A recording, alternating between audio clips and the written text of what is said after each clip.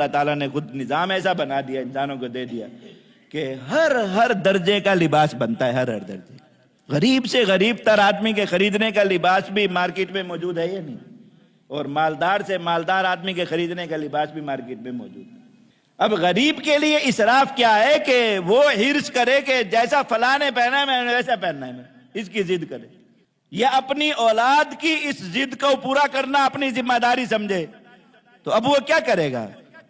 سب سے پہلی چیز تو یہ کہ اس کے دل سے شکر رخصت ہو جائے گا۔ اللہ تعالیٰ کا شکر ایسا آدمی کبھی نہیں کرے گا جس کے اندر یہ بات آ گئی کہ اسے اپنی ضرورت سے اوپر خرچ کرنا ہے، کبھی بھی شکر نہیں کرے گا، روئے گا یا اللہ آپ نے فلاں کو اتنا دے دیا، فلاں کو ایسا دے دیا، فلاں کے بچوں نے یہ پہنا، فلاں اور ہمارے پاس یہ نہیں، ہمارے پاس وہ نہیں، ہمارے پاس وہ نہیں۔ تو سب سے پہلی چیز تو شکر گیا۔ تو سوچئے جس انسان کی زندگی میں سے شکر گیا اس کی زندگی میں کوئی برکت آ سکتی ہے؟ برکت تو ساری شکر کے ساتھ بندھی ہوئی۔ تو ناشکری کا جو سب سے پہلا حملہ انسان پر ہوتا ہے وہ اسی اسراف کا داعیہ اپنے اندر پیدا ہونے کی وجہ سے ہوتا ہے کہ میری جتنا مال میرے ہاتھ میں، میری ضرورت اس سے اوپر ہے۔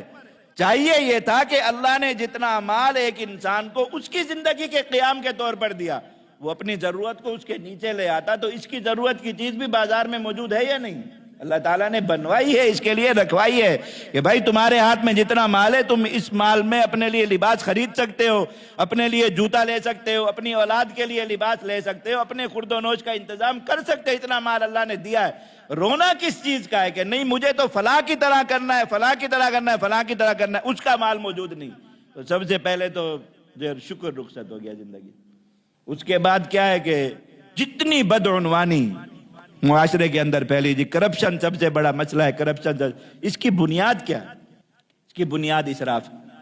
اس لیے کہ جب انسان کو کام وہ کرنا ہے دوسروں کو دیکھ کے اپنی ضرورت سے اوپر اور اپنے ہاتھ میں موجود مال سے اوپر کام کرنا ہے، اس کو شادی بیاہ کرنا ہے تو فلاں کی طرح، لباس پہننا ہے تو فلاں کی طرح، عید بنانی ہے تو فلاں کی طرح، بچوں کو دینا ہے تو فلاں کی طرح، اپنے دیے ہوئے مال سے نہیں۔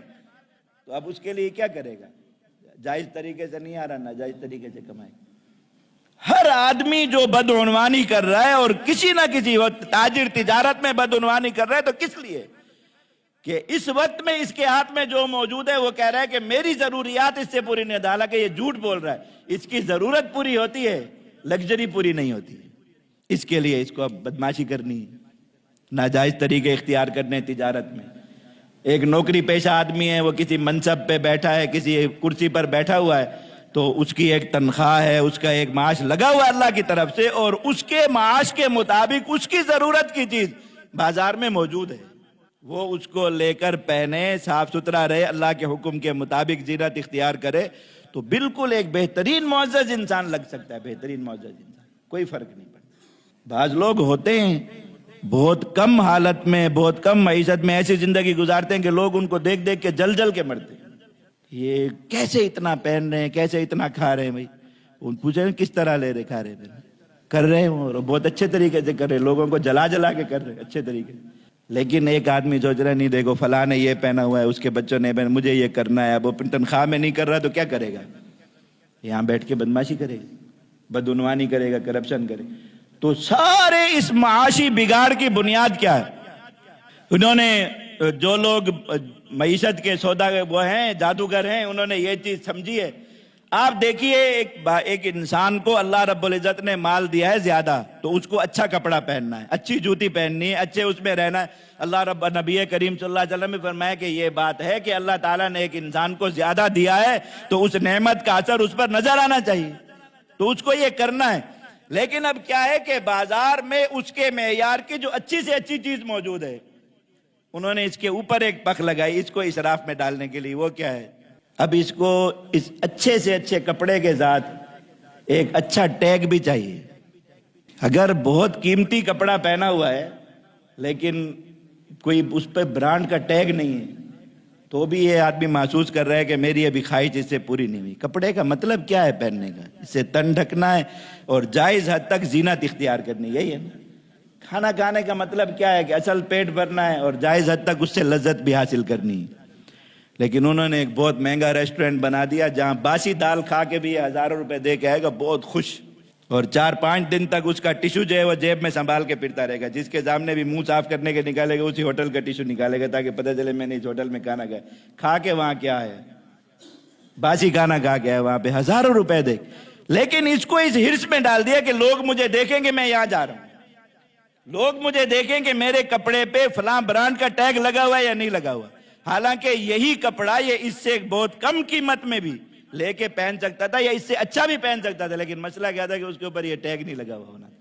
تو یہ ساری چیزیں اسی طریقے سے اپنی شادی بیاہ دیکھ لیں, جہاں جہاں یہ خرابی آتی گئی معیشت میں وہ اسی چیز کی بنیاد پر آتی جا رہی ہے اور اسی عادت کی بنیاد پر آتی جا رہی ہے کہ انسانوں کی طبیعت میں اسراف پیدا ہو گیا. اسراف, انہیں اپنی ضرورت سے اوپر اور اپنی جو اللہ رب العزت نے جو مال دیا اس سے اوپر ایک الگ ایک چیز چاہیے جسے آپ لگژری کہتے ہیں, جسے آپ جو ہے وہ کہہ سکتے ہیں, لوگوں کو دکھاوا کہہ سکتے ہیں, لوگوں کی نظر میں اونچا بننے کا شوق کہہ سکتے ہیں, سب چیزیں کہہ سکتی ہیں. تو وہ مال جو اس چیز پر صرف اس ٹیگ کی خریداری پر یا اس ہوٹل کے اندر داخلے پر یا ان چیزوں پر خرچ ہو رہا ہے. میں اسراف وہ چیز ہے کسی بھی خرچے کے اندر, کھانے میں ہو, پینے میں ہو, پہننے میں ہو, جس کا اس ضرورت سے اصل میں کوئی تعلق نہیں. یہ جو آپ اوپر مال ادا کر رہے ہیں اس کا آپ کے لباس سے کوئی تعلق نہیں, اس کا تعلق صرف اس چیز سے ہے کہ نام بڑا ہو رہا ہے. لباس کی ضرورت اس کے بغیر بھی پوری ہو سکتی تھی. یہ جو آپ کھا رہے ہیں اس کھانے کے اوپر آپ بہت ہزاروں روپے جو ادا کر رہے ہیں وہ کس چیز کے ادا کر رہے ہیں؟ اس چیز کی ادا کر رہے ہیں کہ بس آپ ایک بڑی جگہ پر گئے. تو اس کا نہ دین سے کوئی تعلق ہے نہ دنیا سے کوئی تعلق ہے. یہ سارا کا سارا مال چلا جاتا ہے اسراف. یہ شادی بیاہ میں آپ جو بہت سے اخراجات آپ کر رہے ہیں, آپ دیکھیں شادی بیاہ جو انسانی زندگی کی ایک اہم ترین ضرورت ہے اب وہ بربادی بن گئی, اور سب سے بڑی آسان جو عبادت تھی اس کو سب سے زیادہ مشکل انسانوں کے لیے بنا دیا. صرف کس چیز پر کہ اسراف کے ہزاروں راستے اس عبادت کے ساتھ کھول دیے. اب آپ کو شادی کے لیے مخصوص قسم کے لباس چاہیے, جب تک وہ لباس آپ حاصل کرنے کے قابل نہیں آپ شادی کرنے کے قابل نہیں. آپ کو مخصوص قسم کا کھانا دینا ہے, جب تک آپ وہ کھانا لوگوں کو کھلانے کے قابل نہیں ہے تو آپ شادی کرنے کے قابل نہیں ہیں. آپ کو اس میں خاص ایسی رسومات پوری کرنی ہے جن رسومات کا نہ دین سے کوئی تعلق ہے نہ دنیا سے کوئی تعلق ہے. صرف اور صرف خرچ ہی خرچ ہے, بس کچھ بھی نہیں ان میں. وہ اگر جائز بھی ہوں تب بھی ان پر مال خرچ کرنا جو اسراف ہے, اور اس کے بارے میں ایک چیز تو یہ فرمائی کہ ان اللہ لا يحب المسرفین, اللہ تعالیٰ اسراف کرنے والوں کو بالکل پسند نہیں فرماتا.